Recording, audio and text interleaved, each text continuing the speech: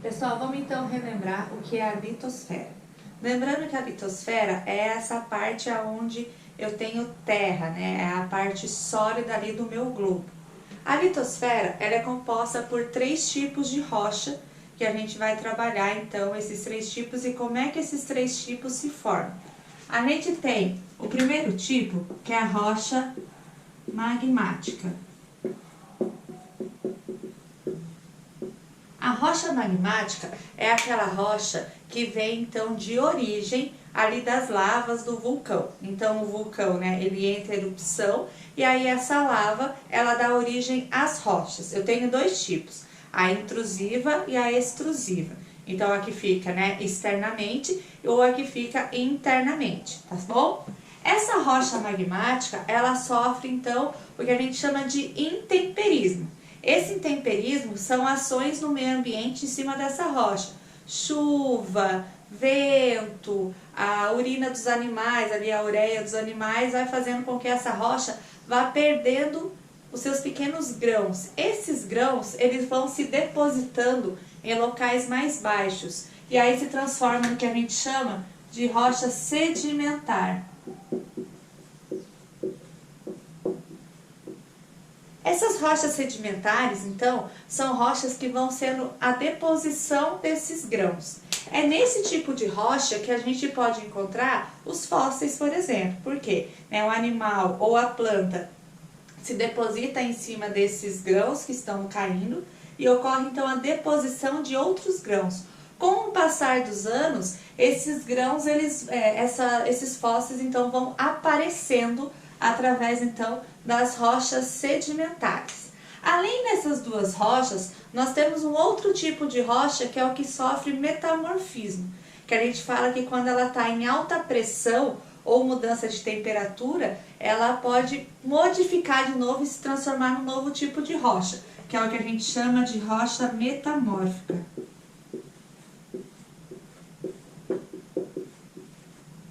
Então, quando a gente fala de rocha metamórfica, a gente está falando daquele tipo de rocha que através de mudança de temperatura e pressão vai mudar os seus cristais, transformando então outros tipos de rocha.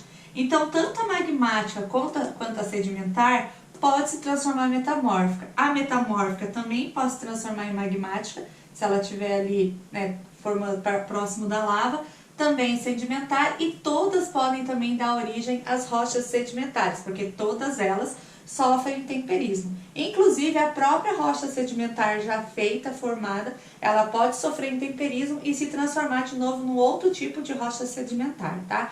Se vocês verificarem, isso é um ciclo que vai, então, passando de ponto a ponto. Agora a gente vai falar sobre a hidrosfera, que é a parte, então, onde tem a presença de água no meu globo terrestre. Quando a gente compara a presença de água e a presença de solo, a gente verifica que a presença de água no globo terrestre é 70%. Então, eu tenho 70% de água no meu globo. Desses 70%, 97,5% a gente está presente com água salgada ali dos oceanos, tá? E desses 70%, 2,5% é então a água doce que a gente consome, né? Que o corpo necessita para consumir. Desses 2,5%, 31,1% então é a água líquida, o que a gente pode então consumir mais facilmente através de rios, lagos, tá? Desses 31,1%, eu só tenho 4% que é superficial. O restante, ela vai estar presente principalmente ali nas águas subterrâneas, que é o que a gente conhece ali pela água de poço, a água de mina, tá certo? Então a hidrosfera, ela se divide dessa forma no globo. Verifiquem que a quantidade de água líquida presente no globo ela é muito pequena. O restante vai estar principalmente ali nas calotas polares. Quando ocorre o derretimento das calotas polares, eu estou aumentando essa porcentagem aqui de cima, de salgada. E isso traz problemas ambientais, porque dessaliniza o oceano, causando então alguns desastres ambientais. Pessoal, agora a gente vai conhecer então a atmosfera, que é a camada de gases que recobre ali o meu globo. Essa camada, ela é muito importante porque ela é dividida em várias etapas e cada etapa dessa camada ela vai subindo e essa etapa ela vai tendo coisas diferentes. Então é importante a gente saber cada espacinho da atmosfera. A primeira divisão é o que a gente chama de troposfera.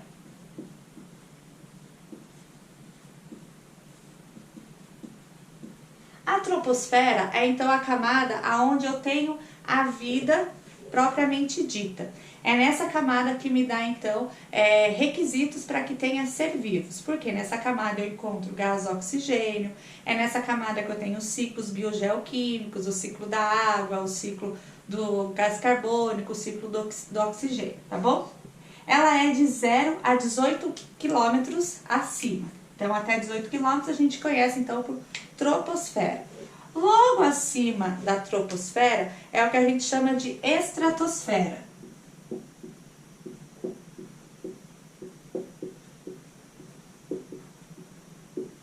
Na camada da estratosfera, eu já não tenho tanta presença de oxigênio, tá? O O2. Eu vou ter a presença do ozônio. É nessa camada, então, aonde a gente tem a presença da camada de ozônio que vai proteger a Terra dos raios ultravioletas. Então, é nessa camada onde o ozônio se forma, tá bom? Ela vai de 18 a 50 quilômetros. Acima dessa camada, a gente tem a mesosfera.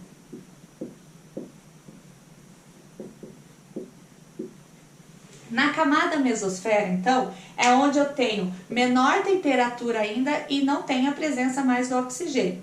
Nessa camada aqui é onde a gente tem a incidência de meteoros. Além da incidência de meteoros, é nessa camada também que ocorre a absorção da energia da luz, do calor. Então, é nessa camada que isso acontece.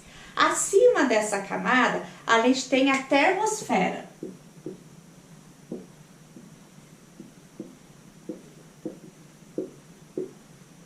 Na termosfera é uma camada então um pouco mais larga, de 80 a 600 quilômetros, e é onde a gente encontra, por exemplo, as ondas vão circular aí por essa camada, e é onde a gente também encontra a aurora boreal. Então é nessa camada que é formada a aurora boreal, tá certo? Além disso, é aqui que os ônibus espaciais circulam também. Acima dessa camada, a gente chama ela de exosfera.